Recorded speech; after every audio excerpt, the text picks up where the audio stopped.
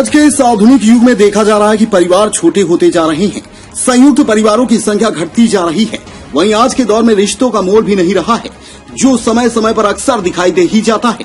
कोई बेटा अपनी बूढ़ी माँ को सड़कों में छोड़ देता है, तो कोई अपने बच्चे को जन्म देने के बाद यूं ही कहीं पर भी छोड़ देती है। यह हमारे सभ्य समाज के उस सच का आईना है, जिसमें हम इस 21वीं सदी में आधुनिकता की चादर ओढ़े नित प्रगति के साथ और सभ्य होने का दावा करते हैं, लेकिन सच इससे बिल्कुल ही अलग है। खैर, इस बात पर कभी हम आपको विस्तार से बताएंगे, लेकिन आज आप रिश्तों के एक ऐसे बंधन की विश्वास को तोड़ती हुई सच्चाई बताएंगे, जहां एक व्यक्ति को मरने के लिए छोड़ दिया गया, लेकिन कहते हैं ना, जाको राके साइया मार सके न कोई। कुछ इसी तर्ज पर रायपुर भाटापारा निवासी भीखम दास की जान शायद अब बच जाएगी।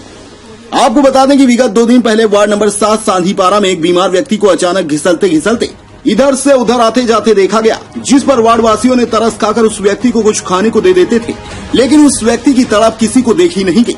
उनके द्वारा किसान नेता अनिल यादव को इस बात की जानकारी दी गई।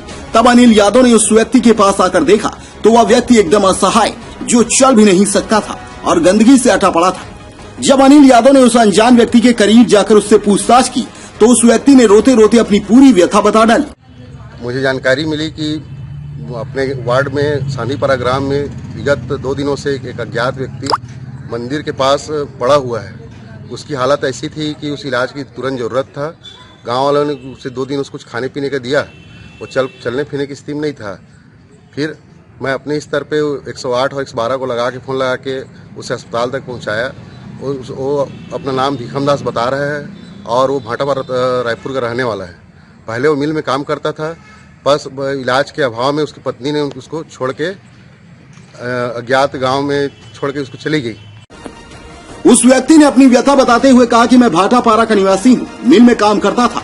कुछ दिनों पूर्व मेरी तबीयत अचानक खराब हो गई, जिस पर मेरी पत्नी ने मुझे अस्पताल ले जा रही हूँ कहकर 2 दिन पहले रात के अंधेरे में यहाँ छोड़कर चली गई है।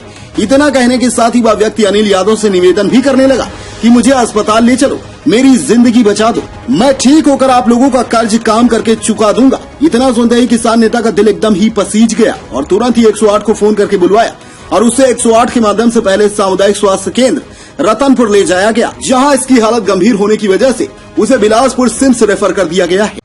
खाने पीने के बाद उसके हालत में जब सुधार हुआ तो मेरे द्वारा पूछा गया कि आप कहाँ से आए हो करके, तो उसने अपना नाम भीखम दास बताया। वो रायपुर भाटापारा का रहने वाला है। वो 1 साल पहले तक मिल में काम करता था। जब से इसके बीमारी लगी तब इलाज के अभाव में उसकी पत्नी ने उसे ला के छोड़ दिया। वो बता रहा था कि उसकी पत्नी का नाम मीना है। उसने अस्पताल ले जाने के बहाने मुझे घर से लाया, अस्पताल ले जा रही हूँ करके। अब मुझे कहाँ पे छोड़ा मुझे पता भी नहीं है। और मैं मिल में काम करता था। अब मेरे को बोलता है भैया आप मेरा इलाज करवा दो, मैं ठीक हो जाऊँगा, उसका मेरे को मिल में लगा देना, मैं काम कर लूँगा कर। एक जनप्रतिनिधि के नेक पहल से भीखम दास की जिंदगी अब बच जाएगी, लेकिन उस पत्नी ने जिसके साथ सुख दुख और जिंदगी साथ बिताने के लिए 7 फेरे लिए, उसने थोड़ा सा भी अपने बीमार पति के जीवन के बारे में नहीं सोचा और उसे मरने के लिए छोड़ दिया। यह घटना हमारे सभ्य समाज के उस पहलू को उजागर करती है, जहां रिश्तों की कड़ियां कमजोर होती जा रही हैं और हम आधुनिकता के इस दौर में भारतीय परंपरा और संस्कृति को रौंदते हुए आगे बढ़ रहे हैं। रतनपुर से रवि ठाकुर की रिपोर्ट।